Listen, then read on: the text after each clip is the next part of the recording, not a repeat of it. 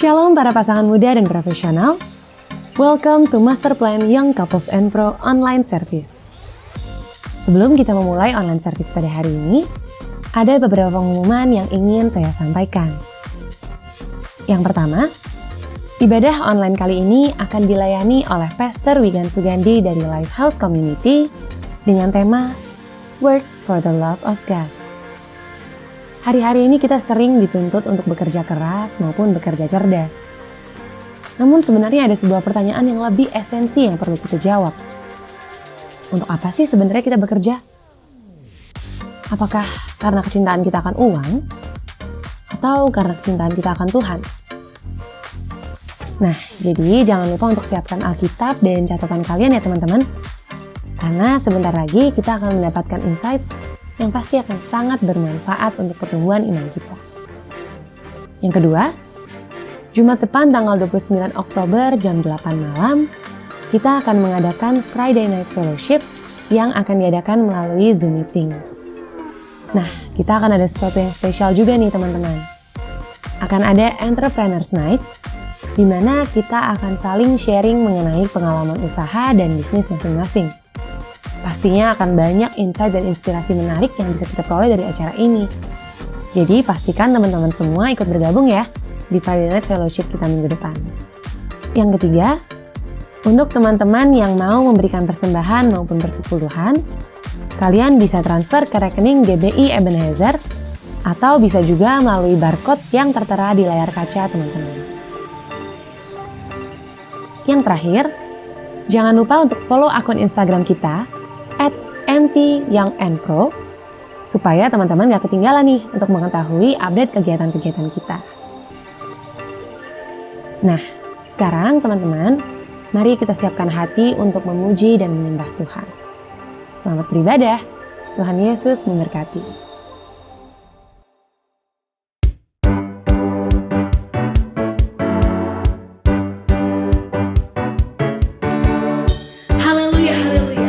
Dia Allah yang baik, amin. Kita mau lebih lagi bersorak-sorai bagi Dia. Mari katakan pujian ini dengan penuh iman dan keyakinan. Haleluya. Mari kita sama-sama bertepuk tangan.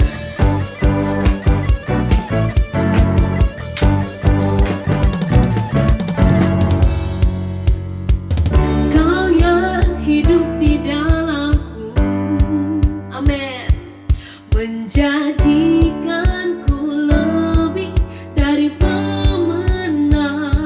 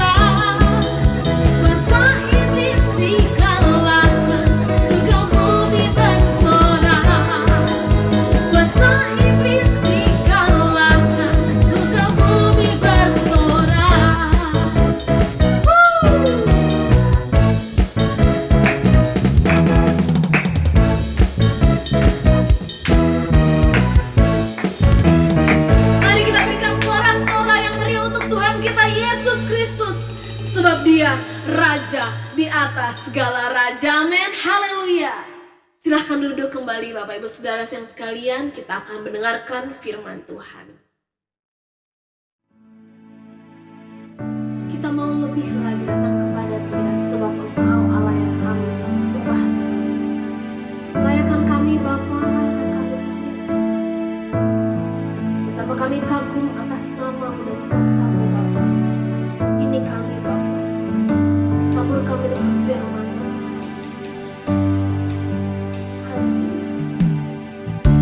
You were the world at the beginning. When we come, the Lord was Son. Your hidden glory in creation, now revealed in you, our praise. What a beautiful name it is. What a beautiful name it is. The name of Jesus Christ, my King. What a beautiful name it is. Nothing compares to this. What a beautiful name it is. The name of Jesus. What a beautiful name it is. The name of Jesus. There could not hold you. The veils are before you. Silence the voice of sin and rain. The heavens are roaring the praise of your glory.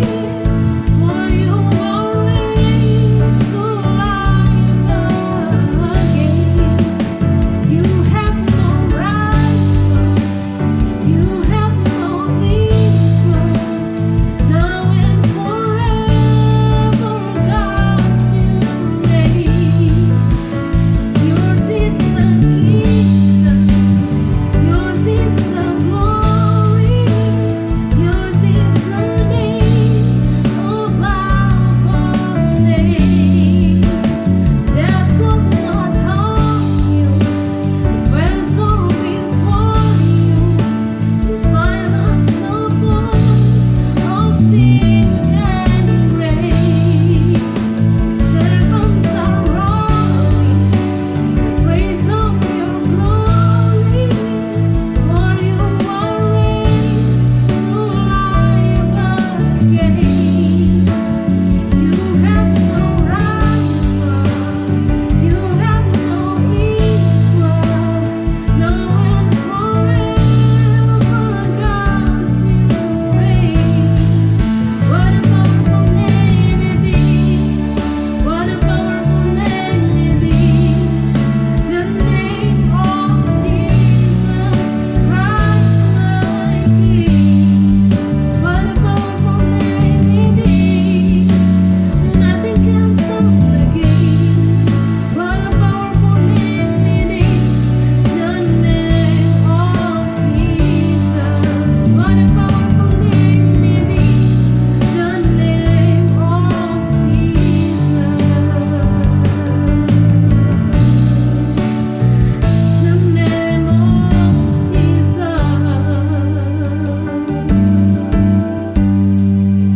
Haleluya.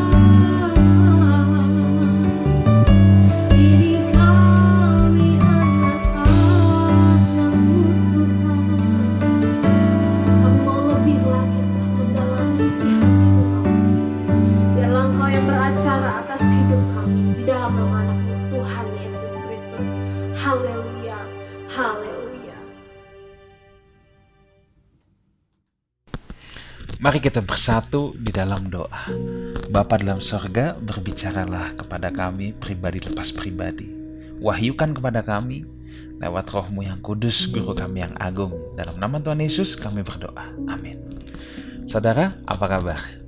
Saya percaya kita semua dalam keadaan baik-baik saja. Senang sekali saya dapat menjumpai kembali Young and Pro Ebenezer, dan saya diminta oleh Pastor Randy untuk membawakan sebuah tema tentang bekerja bukan untuk cinta akan uang, atau bekerja bukan untuk uang, ya, tetapi bekerja untuk Tuhan. Nah, saudaraku, saya akan memberikan beberapa fondasi atau prinsip sederhana yang sangat simpel, ya, bahwa pertama-tama saya akan mulai dari sini, Kejadian 2 ayat yang ke-15 saya akan bacakan. Tuhan Allah mengambil manusia dan menempatkannya dalam Taman Eden untuk mengusahakan dan memelihara taman itu. Alkitab The Message tulis gini, God took the man and set him down in the Garden of Eden to work the ground and keep it in order. Nah, saudara, bekerja itu bukan akibat dosa. Ada banyak orang berpikir gara-gara Adam jatuh ke dalam dosa, gue jadi capek kerja. Enggak. Tuhan suruh Adam bekerja, kasih Adam pekerjaan, ya, jauh sebelum Adam jatuh ke dalam dosa. Jadi saya harus tekankan dulu bahwa bekerja itu bukan produk dosa.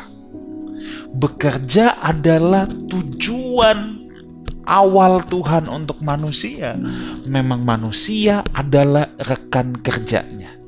Kerja tidak pernah menjadi akibat dosa. Kerja itu bukan buah dari dosa, tapi justru kerja adalah rancangan semula. Makanya kalau orang yang melihat kerja sebagai kutuk, ada yang salah dengan orang itu, ya. Itu otaknya, skrupnya agak kendor sedikit, mesti dikencangin sedikit. Sebab kerja itu memang bukan kutukan, tapi kerja adalah rancangan semula Allah untuk manusia. Bahkan dengar baik ini, sebelum Adam diberikan Hawa, Adam disuruh bekerja dulu. Lihat, sebelum Adam diberikan Hawa, Adam disuruh kerja dulu. Makanya komunitas yang Enpro, ya, kalau orang bertanya sama saya, ya, kapan saya siap untuk in a relationship, kerja dulu. Selalu saya bilang begitu, kerja dulu. Ada orang kerja aja belum, berkarya saja belum, tapi maunya in a relationship.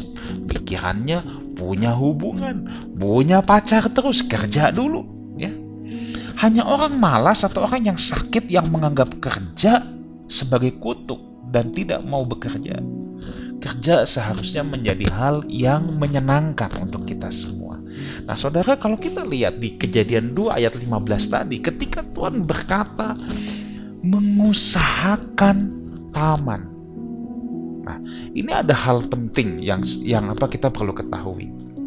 Ya, kata mengusahakan di situ avoda itu to serve dalam terjemahan bahasa Inggrisnya, to serve. Dari situ ada kata, maka kita bilang ibadah minggu itu Sunday service. Ya, dari kata abodah itu juga kita mengenal kata ibadah. Jadi ibadah Adam itu bukan nyanyi 2 lagu pelan, 3 lagu cepat, enggak. Bekerja adalah ibadah. That's clear. Itu sangat jelas. Bekerja adalah ibadah. Makanya setiap saudara harus melihat pekerjaan itu sebagai ibadah. Kalau pekerjaan cuma dilihat sebagai cari uang, ada yang salah. Nanti kita akan bahas ke sana. Tapi saya mau meletakkan dulu dasar-dasarnya dulu, prinsip-prinsipnya dulu, bahwa kerja adalah ibadah kita kepada Tuhan. Jadi setiap saudara adalah hamba Tuhan di profesi saudara masing-masing. Mau saudara jadi dokter, jadi apapun, jadi pengusaha, pegawai, jadi apapun, kerja adalah ibadah saudara. Saudara adalah imam-imam di profesi saudara masing-masing. Imam-imam di profesi saudara masing-masing. Ya, jadi ibadah kita, kerja itu ibadah. Nah, jadi kalau kebaktian minggu itu apa? Kebaktian minggu itu miniaturnya, saudara, miniatur. tahu miniatur ya. Kalau ke Taman Mini Indonesia Indah itu ada miniatur ya, atau Window of the World yang ada di Shenzhen situ ya, perbatasan China dan Hong Kong. Itu ada Window of the World. Itu ada ikon-ikon seluruh dunia, miniaturnya di situ. Ada patung Liberty, ada menara Eiffel dan lain-lain, saudara. Nah, itu miniatur, bukan aslinya. Nah, jadi kalau kita pergi beribadah ya hari Minggu gitu, apa yang saya maksud dengan ibadah itu sebagai miniatur, saudara? Apa yang saya maksud dengan itu? Maksudnya adalah itu hanya refleksi dari apa yang kita kerjakan. Jadi kalau kita berkata, datanglah ke baitnya dengan hati bersyukur. Pertanyaannya, apakah saudara di tempat kerja tetap hidup dalam ucapan syukur? Atau saudara kalau kerja setiap kali sambil ngedumel? Dasar nih brengsek nih orang. Hah? Kalau kita bekerja dengan ucapan syukur, maka hari Minggu ketika kita ibadah, kita bernyanyi, datanglah ke baitnya dengan hati bersyukur. Itu benar. Ini kan hanya miniatur. Saudara nyanyi datanglah ke baitnya dengan hati bersyukur berapa lama sih? Paling lama juga 5 menit. Tapi apakah 5 menit ini bisa merefleksikan? Kan miniatur itu merefleksikan benda yang sesungguhnya. Nah, ketika kita bilang, datanglah ke baitnya dengan hati bersyukur. 5 menit ini harus bisa merefleksikan dong hidup kita Senin sampai Sabtu. Nah, makanya ketika kita bekerja, apakah kita merefleksikan ini, saudara? Jadi jelas dulu, kerja adalah ibadah. Nah, oke, lanjut lagi ya. Nah, Tuhan suruh Adam, ya suruh manusia menempatkannya dalam Taman Eden untuk mengusahakan. Nah, untuk mengusahakan, bekerja yang Tuhan suruh Adam di Taman Eden, bukan taman yang lain. Di Taman Eden. Eden artinya the spot of presence. Eden artinya spot of presence. Eden itu spot delight, pleasure. Dengar baik ini. Manusia hanya dapat mencapai potensi maksimalnya kalau dia bekerja dalam hadirat Tuhan. Saya ulang lagi. Manusia hanya bisa mencapai potensi maksimalnya kalau dia bekerja dalam hadirat Tuhan. Atmosfer dalam bekerja adalah hadirat Tuhan, bukan yang lain. Atmosfer dalam kita bekerja itu harus hadirat Tuhan. Sebab manusia hanya bisa mencapai potensi ilahinya, potensi terbaiknya, kalau dia bekerja di dalam hadirat Tuhan. Makanya Tuhan suruh Adam bekerja, mengusahakan taman, enggak di tempat lain. Sebab Eden bicara the spot of presence. Nah, manusia yang jatuh ke dalam dosa terlempar dari hadirat Tuhan. Mereka bekerja bukan lagi di Eden, tetapi dengan onak duri. Tetapi manusia yang ditebus oleh Tuhan Yesus itu dibawa kembali ke dalam hadirat Tuhan. Makanya kita harus bisa membawa hadirat Tuhan ke dalam pekerjaan kita. Ini prinsip yang sangat penting, saudara. Karena bekerja itu ibadah, maka kita harus membawa kembali hadirat Tuhan ke dalam pekerjaan kita. Kalau enggak, akan sulit, saudara. Kita tidak bisa menjadikan kerja itu sebagai ibadah kalau kita tidak membawa kembali kerja itu sebagai, atau kita tidak membawa kembali hadirat Tuhan ke dalam pekerjaan itu. Nah, orang yang bekerja dalam hadirat Tuhan itu pasti berbeda. Bedanya apa? Kalau saudara pimpinan, ya, mungkin saudara bukan in the top level, mungkin saudara supervisor, manager, ya. Saudara masih punya atasan lagi. Intinya saudara punya orang-orang yang saudara bawahi.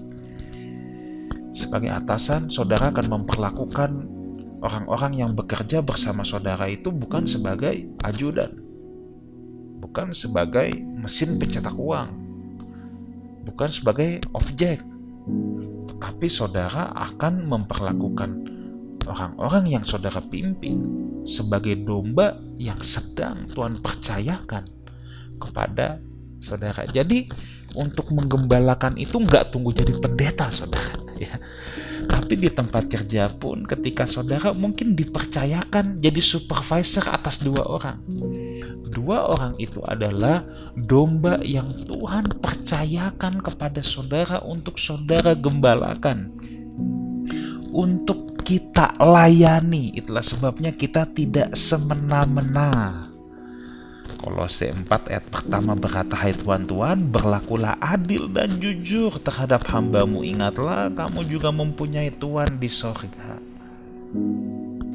Jadi kalau kita punya bawahan, kita punya downline di tempat kerja ya, apalagi kalau kita pimpinan tertinggi, ingat, semua orang yang saudara pimpin adalah domba yang Tuhan percayakan untuk saudara gembalakan, untuk saudara layani. Saya punya satu sahabat dulu, dia mantan CEO di satu perusahaan yang sangat besar yang ada di kota Bandung. Ya, sekarang dia memang sudah tidak menjabat, tetapi waktu dia jadi CEO, saya suka pelayanan ke situ dan saya melihat di tengah-tengah company-nya yang ada ribuan karyawan ya, dia memang seperti gembalanya saudaranya. Dia itu seperti gembala jemaat ribuan karyawan. Jadi sampai karyawan yang punya masalah rumah tangga, mau cerai apa, semua bilangnya sama dia, semua konselingnya sama dia. Ini luar biasa saudara. Ini luar biasa.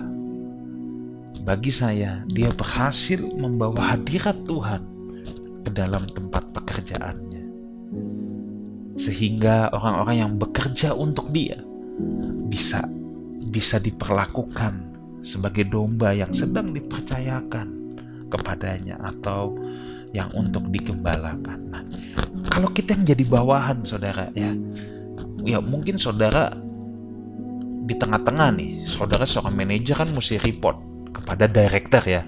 Jadi itu sikap kita terhadap bawahan, tapi terhadap atasan gimana? Nah, Titus 2 ayat 9-10 juga berkata, hamba-hamba hendaklah taat kepada tuannya dalam segala hal dan berkenan kepada mereka, jangan membantah, jangan curang, tetapi hendaklah selalu tulus dan setia, supaya dengan demikian mereka dalam segala hal memuliakan ajaran Allah juru selamat kita. Nah, kita harus bekerja yang optimal dengan jujur dan baik. Persoalannya saudara, saya tidak sedikit menemukan teman-teman, sahabat-sahabat yang suka bilang sama saya gini, pastor, maaf ya, ini orang Kristen banyak yang punya kinerja buruk. Sorry, bagusan orang agama lain. Dulu saya kalau cari pegawai, saya prefer cari orang Kristen. Saya pikir orang Kristen lebih baik-baik. Ini gak taunya buset deh. Orang Kristen lebih seenaknya katanya.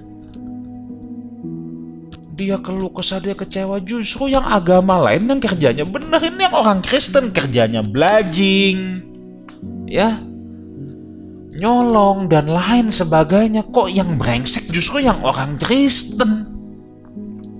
Saudara, jangan jadi batu sandungan, ya. Di sini Alkitab katakan supaya dengan demikian mereka dalam segala hal memuliakan ajaran Allah. Jangan sampai Tuhan diludahi dalam tanda petik ya. Jangan sampai orang meludahi Tuhan karena kelakuan kita. Ibadah kita adalah pekerjaan kita juga. Itu sebabnya tidak ada pekerjaan yang tidak rohani. Apapun yang saudara lakukan harus rohani. Kenapa? Saudara manusia rohani. Dan kita harus melakukannya seperti melakukannya kepada Tuhan. Kolose 3 ayat 23, apapun juga yang kamu perbuat, perbuatlah dengan segenap hatimu, seperti untuk Tuhan dan bukan untuk manusia. Inilah sebabnya orang Kristen bekerja bukan untuk uang, tetapi untuk Tuhan. Apapun yang kamu perbuat, perbuatlah dengan segenap hatimu, seperti untuk Tuhan dan bukan untuk manusia. Kita bekerja pun untuk Tuhan, bukan untuk manusia. Dengar baik ini, setiap orang yang ditebus oleh Tuhan Yesus, dia harus menjadi manusia rohani. Ada dua tipe manusia, saudara. Ada manusia duniawi, ada manusia rohani. Ini yang saya perlu jelaskan. Ya, dalam 1 Korintus 3 ayat yang pertama, kalau saudara lihat ya, 1 Korintus 3 ayat yang pertama, saya mau tunjukkan dulu. 1 Korintus 3 ayat yang pertama. Dan aku saudara-saudara pada waktu itu tidak dapat berbicara dengan kamu seperti kepada manusia rohani, tetapi hanya dengan manusia duniawi yang belum dewasa dalam Kristus. Paulus sedang bicara kepada jemaat di kota Korintus. Jadi manusia duniawi di sini bukan manusia orang non-Kristen, enggak, ini orang Kristen, tapi yang belum dewasa dalam Kristus. Mereka tidak dewasa dalam Kristus. Manusia rohani adalah manusia yang bertumbuh di dalam Kristus. Nah, apa yang membedakan manusia duniawi dan manusia rohani ini, saudara? Lihat ayat yang kedua, susulah yang kuberikan kepadamu. Manusia duniawi makanannya susu, masih bayi, bukan makanan keras, sebab kamu belum dapat menerimanya, dan sekarang pun kamu belum dapat menerimanya. Rupanya saudara, jemaat di Korintus ini kan jemaat yang kaya dengan karunia. Paulus mau bilang sama jemaat di Korintus, dulu kamu masih minum susu, tapi sampai sekarang pun kamu masih minum susu. Persoalan kamu bukan di karunia, persoalan kamu bukan di talenta, persoalan kamu cuma satu, kamu tidak bertumbuh. Itu kan yang Paulus mau katakan kepada jemaat di kota Korintus. Nah, Paulus bilang, kalau manusia duniawi makanannya susu, manusia rohani makanannya keras. Itu makanannya makanan keras. Apa itu makanan keras? Banyak orang berpikir makanan keras adalah teriakin dosa orang. Jangan judi, jangan zina. Dengan suara yang keras di atas mimbar, lalu kita bilang, khotbahnya keras. Enggak. Makanan keras bukan itu. Makanan keras adalah makanan kebenaran firman yang men-challenge pemikiran kita, menantang pemikiran kita untuk berpindah dari egosentris, dari berpusat kepada diri sendiri, menjadi teosentris, berpusat kepada Allah. Saya ulang lagi, manusia rohani adalah manusia yang bertumbuh dalam Kristus, dewasa dalam Kristus, dan makanannya adalah makanan keras. Makanan keras adalah kebenaran firman Tuhan yang menantang pemikiran kita, ya, untuk berpindah dari egosentris menjadi teosentris. Makanya dalam 1 Korintus pasal yang ke-15, saya nggak bukakan, tapi ada ayatnya. Kalau hanya dengan pertimbangan-pertimbangan manusia, kata Paulus, ya, aku buat apa aku sudah melawan binatang buas? Buat apa aku menderita? Lebih baik kita makan minum, besok kita mati. Pertimbangan manusia ekata anthropos. Tetapi kita harus ganti dari ekata anthropon menjadi ekata theos, pertimbangan Tuhan. Manusia rohani adalah orang yang merubah pertimbangannya dari kepada manusia menjadi pertimbangannya sekarang Tuhan. Dari egosentris menjadi teosentris. Nah, orang yang masih duniawi, manusia duniawi, yang masih egosentris, dia bekerja untuk uang, bukan untuk Tuhan. Tadi kalau saya bilang, apapun yang kamu perbuat, perbuatlah dengan segenap hatimu, seperti untuk Tuhan, bukan untuk manusia. Kalau masih untuk diri sendiri, untuk kesenangan sendiri, kan kita manusia, ya, itu masih pertimbangan manusia, masih egosentris, pusatnya diri sendiri. Tapi sekarang kita mau di-challenge bahwa kalau manusia rohani berpusatnya pada Kristus. Makanya gini, gak ada pekerjaan yang duniawi, gak ada pekerjaan yang rohani. Semuanya harusnya rohani, sebab rohani atau tidaknya ditentukan oleh siapa yang mengerjakannya, bukan apa yang dikerjakannya. Ya. Saudara sekalipun kerja di kantoran, buka toko, bisnis, itu bisa jadi rohani kalau pusatnya Kristus, kalau saudara kerjakan untuk Tuhan. Kalau saudara adalah manusia rohani, apapun yang saudara kerjakan akan menjadi rohani. Tapi sekalipun khotbah, pelayanan, tapi yang mengerjakan manusia duniawi, tujuannya untuk kepentingan diri sendiri, maka pekerjaan itu tidak akan menjadi rohani. Makanya ada pedagang berhati pendeta, tapi juga ada pendeta berhati pedagang. Nah, repot kan? Nah, itu kalau saudara lihat di 1 Korintus 3 yang tadi kita baca, kalau saudara terus ke bawah, Paulus bilang, di tengah-tengah kamu ada iri hati, ada perselisihan, ada yang bilang golongan ini, golongan itu, golongan Apolos, golongan Paulus, golongan Petrus, golongan Kristus. Itu menunjukkan kamu masih duniawi. Nah, itu kan pelayanan. Itu pelayanan yang dibungkus oleh kedagingan. Makanya rohani atau tidaknya itu bukan soal kalau kerja di gereja pelayanan, apalagi full timer gereja, apalagi berkhotbah, ini pasti rohani, ini melayani Tuhan. Belum tentu. Kalau kita bekerja untuk uang, yang kita layani bukan Tuhan. Yang kita layani adalah diri kita sendiri. Tapi yang benar adalah kita bukan bekerja untuk uang, tapi kita bekerja untuk Tuhan. Kalau soal uang, itu otomatis itu adalah akibat. That's a reward, but not a purpose. Itu akibat, bukan tujuan. Itu bonus, bukan tujuan. Beli mobil dapat payung. Jangan gara-gara payung jadi beli mobil. Nah, ini kan terbalik, saudara ya. Mobilnya bukan payungnya. Nah, ini prinsip saudara ya, prinsip. Nah, Kejadian 1 ayat 28, saya teruskan dulu sedikit lagi ya. Allah memberkati mereka lalu berfirman kepada mereka, beranak cuculah dan bertambah banyak, penuhi bumi dan taklukkan itu.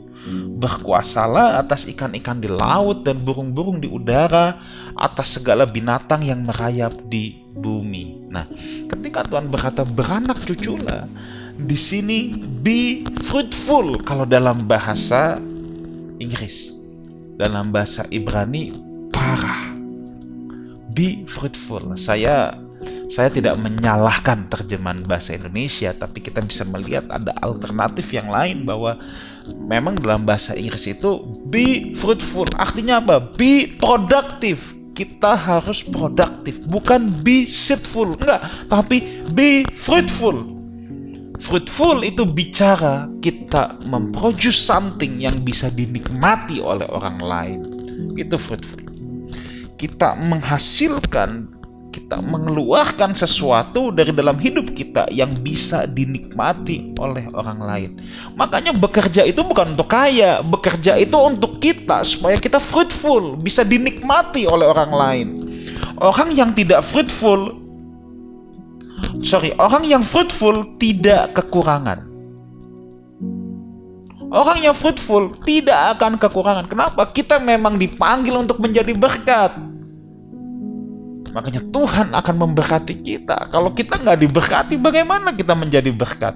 Jangan anti sama berkat, saudara ya. Tuhan sendiri yang memberkati manusia. Ulangan 8 ayat 18. Tetapi haruslah engkau ingat kepada Tuhan Allahmu, sebab dialah yang memberikan kepadamu kekuatan untuk memperoleh kekayaan, dengan maksud meneguhkan perjanjian yang diikrarkannya dengan sumpah kepada nenek moyangmu seperti sekarang ini. He who is giving you power to make wealth. Dia yang memberikan kekuatan. Makanya saudara, be fruitful, be produktif. Ada banyak orang yang gak produktif, yang pasif, yang malas.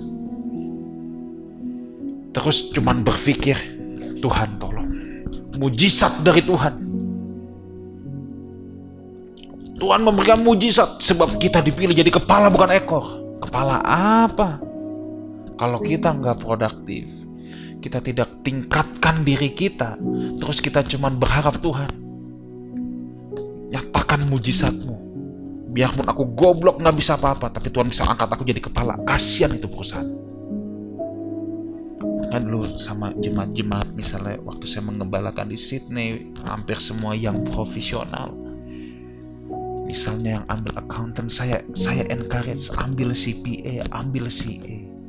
Tingkatkan kualitas dirimu. Saudara, Tuhan rindu memberkati saudara. Ingat itu. Tuhan sangat rindu memberkati saudara. Kenapa? Sebab setiap saudara diutus menjadi berkat. Tapi persoalannya kadang-kala kapasitas kita yang gak cukup. Berkat Tuhan itu seperti hujan. Seperti hujan.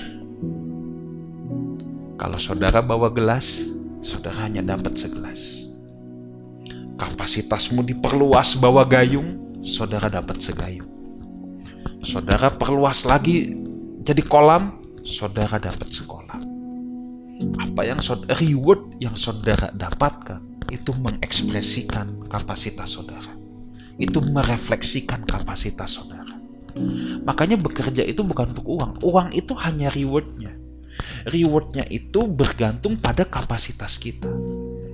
Kalau kemampuan kita hanya kemampuan misalnya menjadi admin, kita nggak bisa meminta reward sebagai manajer. Kalau kemampuan kita levelnya manajer, kita nggak bisa minta rewardnya director.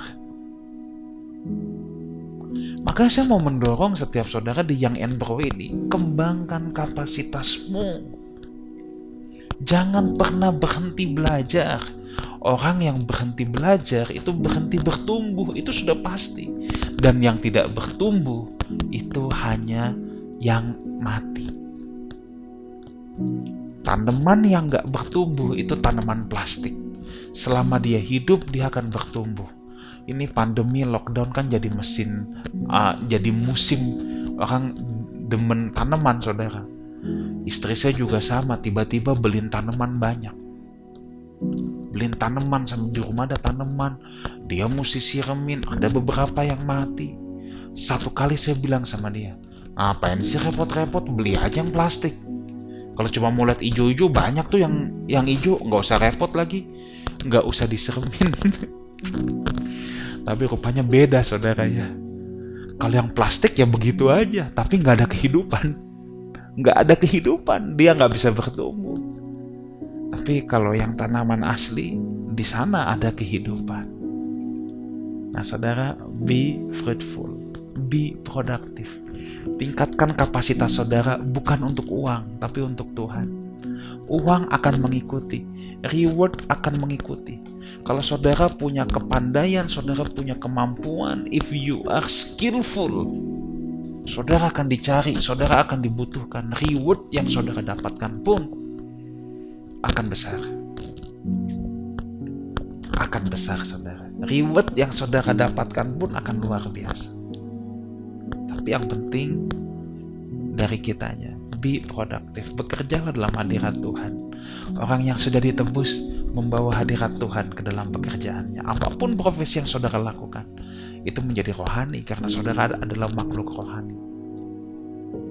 Saudara, saya berdoa kiranya Young and Pro Ebenezer menjadi orang-orang Kristen yang pantang menyerah.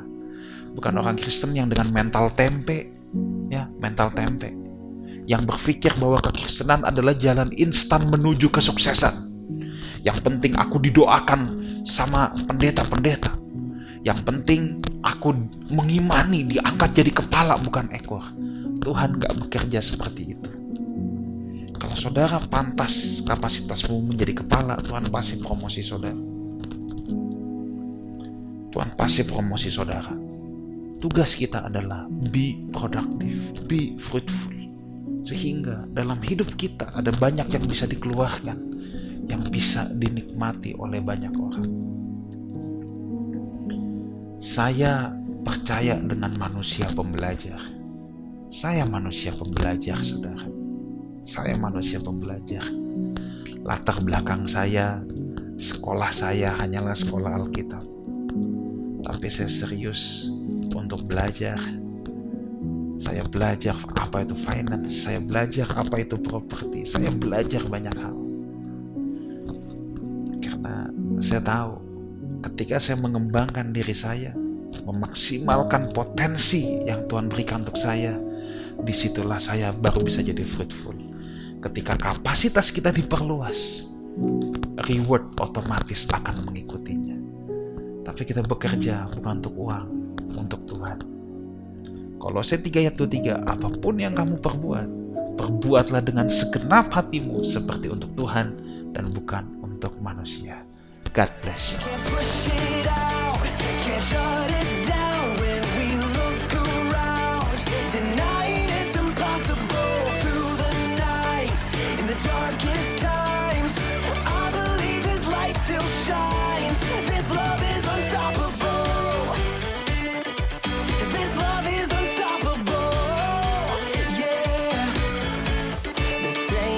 Too far gone, but I believe that we will see the promise of unfailing love, a revolution led by one. You can't push it out, can't shut it down. When we look around tonight, it's impossible. Through the night, in the darkest times, I believe His light still shines. This love is unstoppable. This love is unstoppable. This love is unstoppable. Yeah. Love unstoppable. Anything is possible. I want the world to know. Love unstoppable. Anything is possible. I want the world to know. Love unstoppable. Anything is possible. You can't push it